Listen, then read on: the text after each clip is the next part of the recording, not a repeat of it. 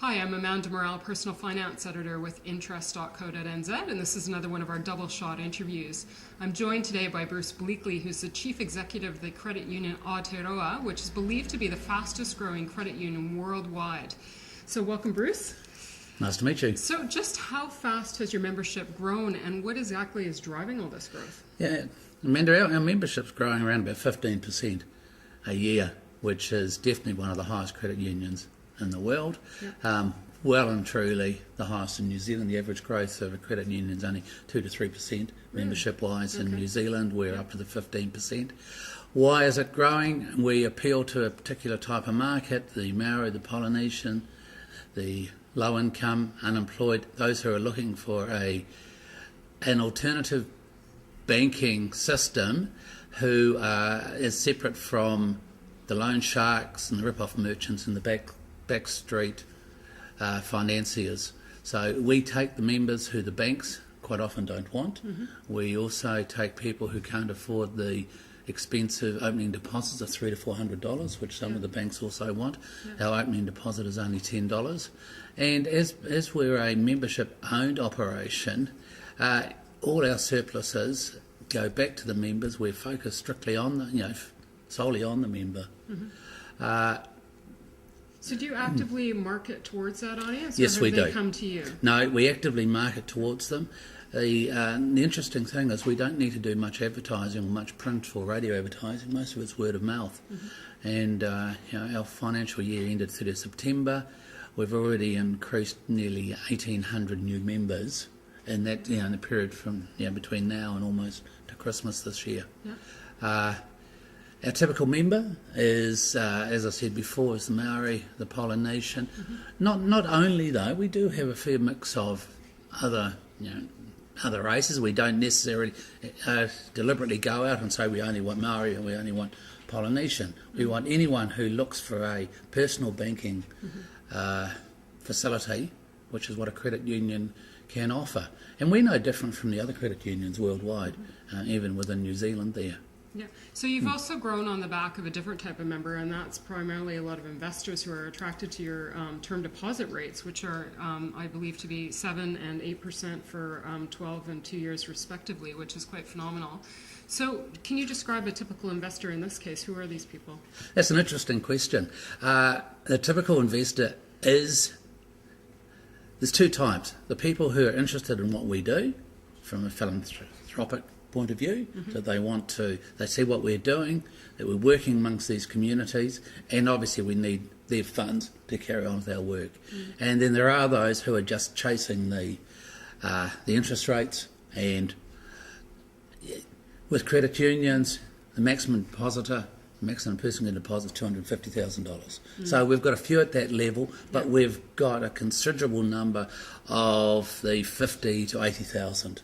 Okay. And we're not their sole depository for investments. Yeah. They bank with us, and they deposit with us, and they deposit with other banks and. Oh, so they're also members as well as investors. Yes. So typically there is a correlation between risk and return. So in the case of credit unions or yours specifically, what is the risk that investors would face with these term deposit rates? We're like any organisation. Nothing is fully secured. We're well aware of that. We base our security on the fact we've been in business now 22 years. We're successful, we're profitable, we have very good reserves, we have strong assets, we have a very low delinquency rate of between 1% and 2%, which a lot of the banks would like to have there.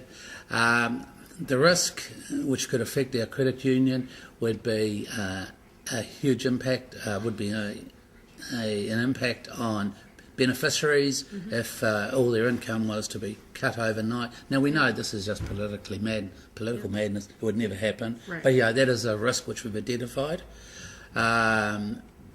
And apart from that, any investor has to consider the risk themselves. We can't say, like anyone else, we can't say, no, your deposits are 100% secured. Right. We feel they are, but we can't say that, and there always has to be a risk. Okay, well, normally in the case of the trading banks, so a lot of people would gauge the sort of risk factor off of the credit rating of that particular establishment. In your case, credit unions do not have a credit rating just because they don't have sufficient capital or they come under a different set of That's rules. right, yeah. Is that right? How it works are there are a number of the large credit unions are credit rated. The minimum threshold is 20 million of member funds, so member investments, member deposits.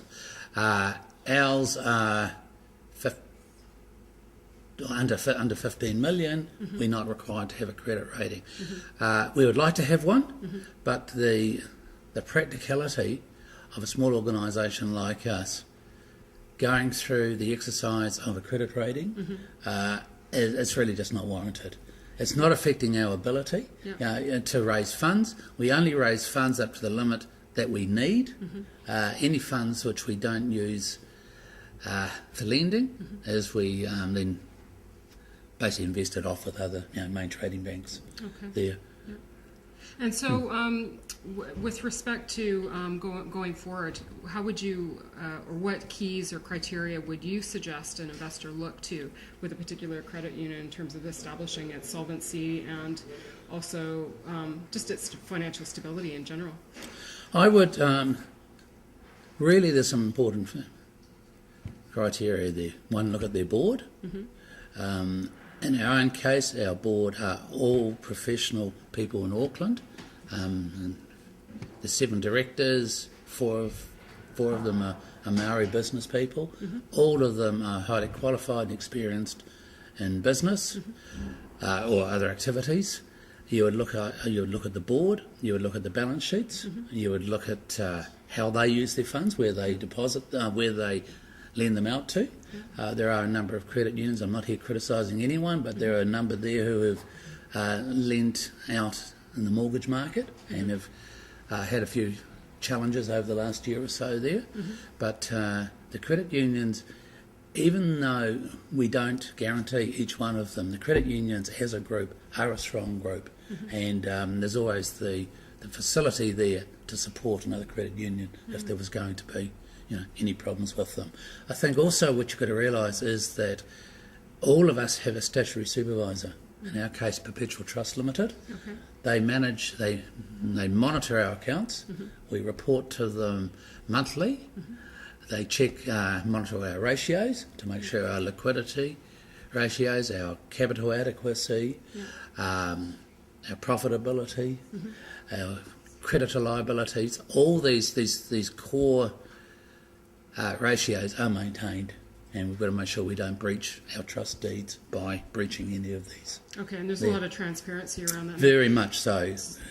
We also have internal and external auditors. In our own case, they're both high-profile audit companies in New Zealand. So, internal and external auditors also keep a pretty close eye on our financial activities.